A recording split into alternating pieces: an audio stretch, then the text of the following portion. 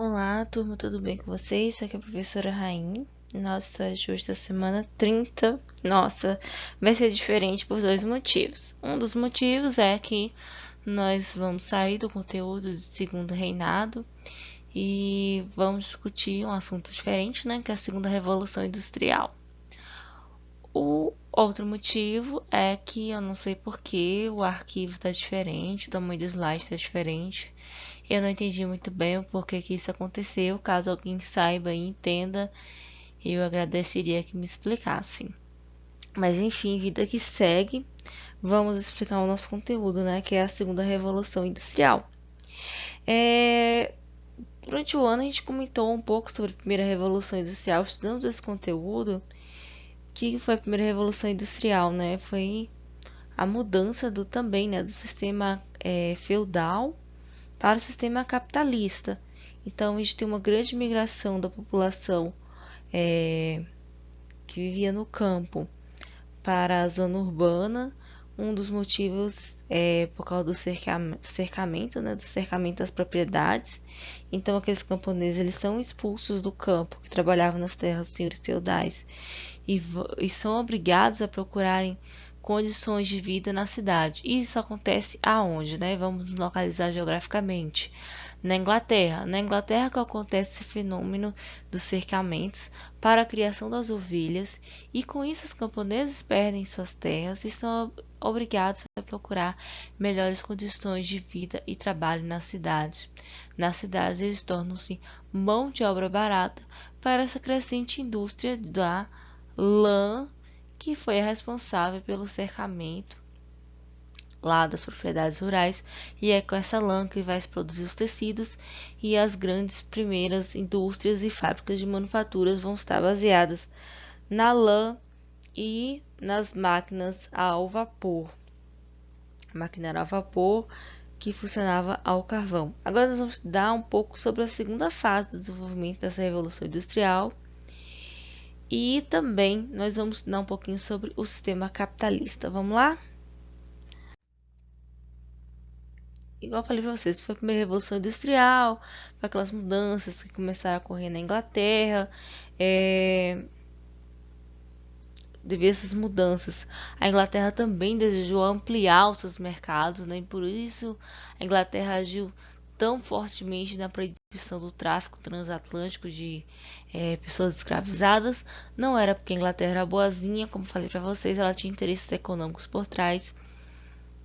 Era com interesses de ampliar seus mercados consumidores. Lembrando que escravizado era um dinheiro que uma pessoa comprava, né, um escravizado, gastava o dinheiro naquilo, e escravizado também não tinha poder de compra. Então, não era lucrativo de forma alguma para a Inglaterra o sistema escravista. Apesar que as pessoas que trabalhavam nas fábricas naquela época viviam praticamente um regime escravo. Mas isso nós vamos ver ao decorrer do assunto. E qual era o sistema, né? Qual é o sistema econômico que vigora entre nós, que é o que a gente vive hoje? É o sistema econômico capitalista. E no que esse sistema ele se baseia? Na propriedade privada dos meios de produção, igual, por exemplo, quem detém os meios de produção é quem detém a riqueza e o poder, quem detém as terras, as indústrias, é quem detém o poder, é o burguês, é o patrão, é o dono dos meios de produção. Quem tem os meios de produção quem manda no sistema capitalista.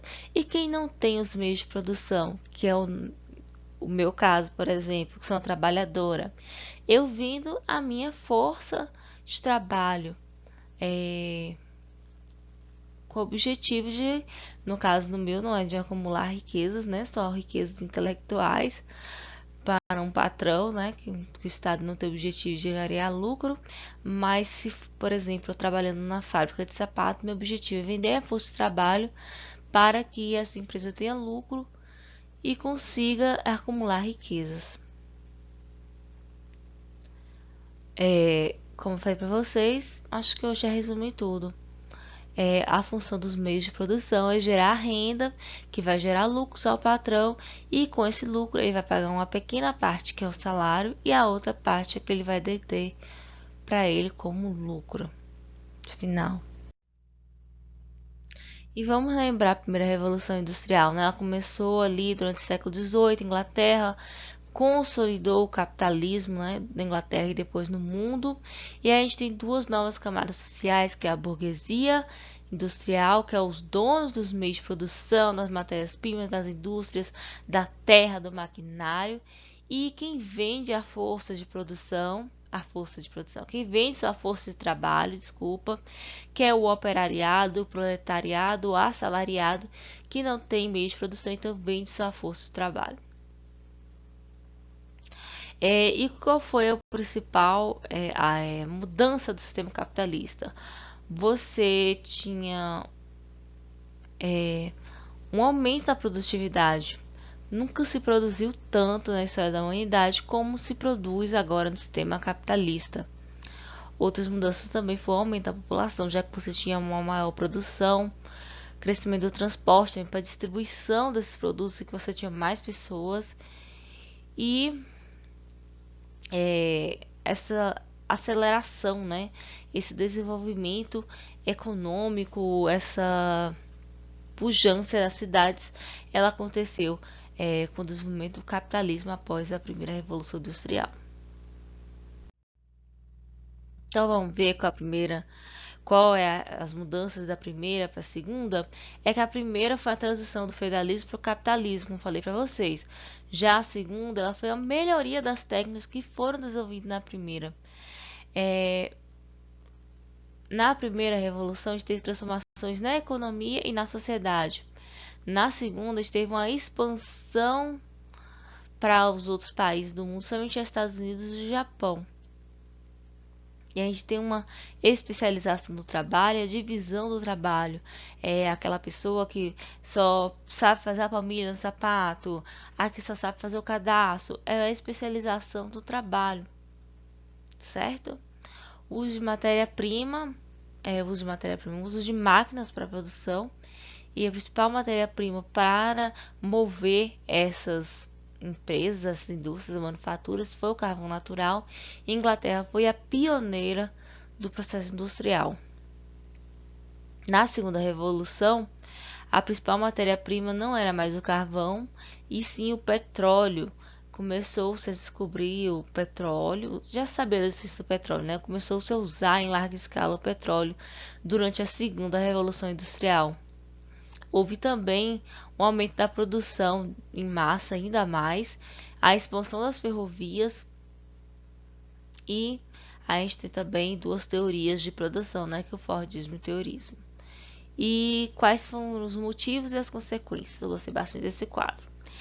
Os motivos da primeira revolução industrial foi a grande presença de recursos naturais, ou cercamentos, que foram expulsando essa população do campo para a cidade, o acúmulo das riquezas e a disponibilidade de mão de obra que estava ociosa, né, já que não trabalhava mais no campo. A principal indústria é a indústria têxtil. Quais as consequências da segunda revolução industrial?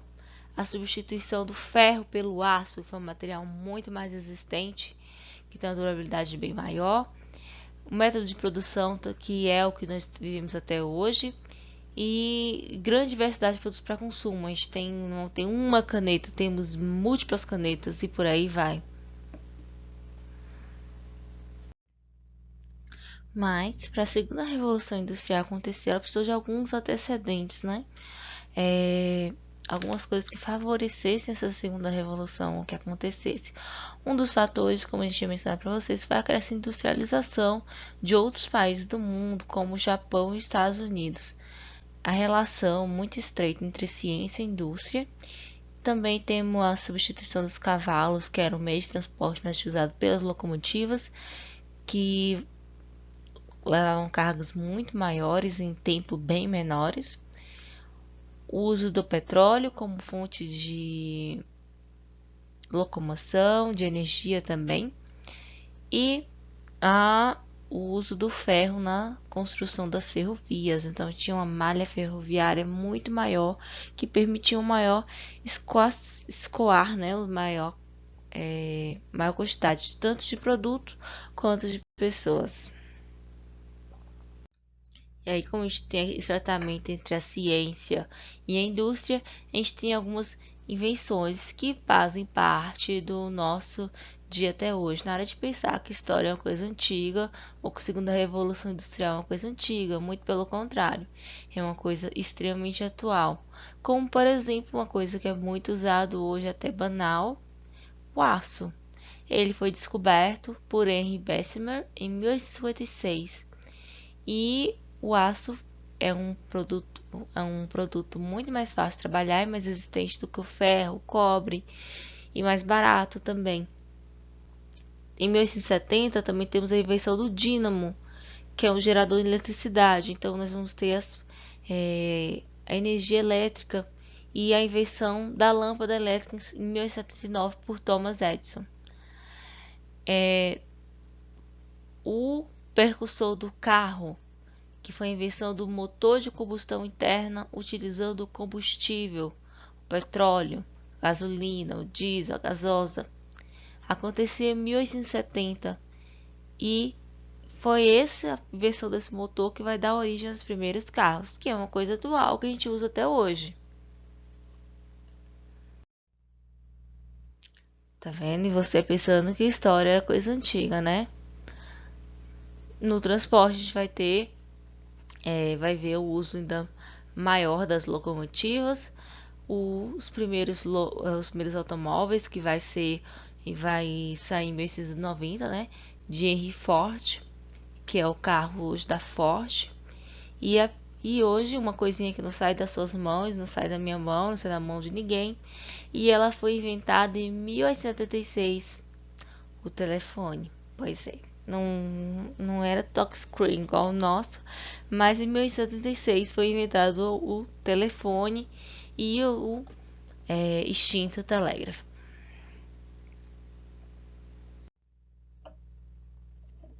Então, como falei para vocês, a segunda revolução industrial ela trouxe muitas inovações e aprimoramentos, porque, por exemplo, as ferrovias e os trens eles já eram utilizados na primeira revolução industrial, mas de forma muito menor. Acho que uma das principais características da segunda revolução industrial é o protagonismo que a ciência teve para o desenvolvimento das indústrias e principalmente na indústria na área elétrica e na área química.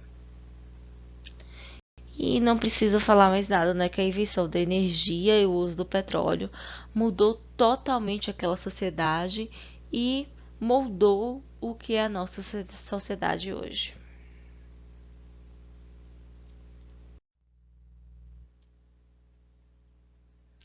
E tem esse trecho aqui de Ricardo Deiter, né, doutor Economia, ele fala um pouquinho sobre as mudanças provocadas pela energia. A facilidade de transmissão da energia elétrica é um caráter onipresente e colocou ao alcance de uma parcela muito mais ampla da população, dado seu baixo custo, graças à invenção do dínamo. Facilitou também o desenvolvimento das pequenas indústrias que podiam agora utilizar a mesma fonte geradora de energia das grandes de acordo com o seu consumo. Então, a invenção da energia elétrica revolucionou o mundo. Imaginem você viver só a vela. Quando você fica sem energia elétrica já é um sufoco, imagina. Quando se ampliou, né, a energia elétrica para a população, se popularizou, a vida das pessoas se tornou muito mais fácil e mais acelerada também.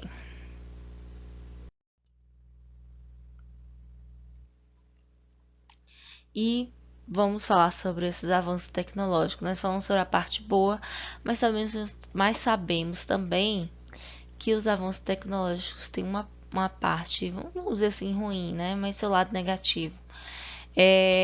Os avanços tecnológicos trouxeram um grande acúmulo de capital, né? Favoreceu a criação de grandes mercados consumidores e também de grandes empresas, que são os monopólios. Essas grandes empresas elas faziam uma verdadeira guerra de preços, né? preços mais baixos, para ver até quem aguentaria manter o preço mais baixo para que a outra empresa falisse e assim ela conseguisse se consolidar e manter no mercado. Dessa forma, né, as empresas quem era mais forte, quem tinha unha maior, engolia as empresas mais fracas, formando empresas enormes, comprando essas outras empresas que estavam falidas, e assim criou as associações como os trustes, os cartéis e os holdings. Eu tenho certeza que em geografia você já deve ter visto esse conteúdo. Essas associações de empresas, elas acontecem até hoje e são consideradas crimes. Os cartéis são considerados crimes. Outro ponto também para se manter, né, como uma empresa competitiva, essas empresas faziam grandes empréstimos e assim tornavam os bancos cada vez mais poderosos, tanto que as economias dos países estão na mão dos grandes bancos.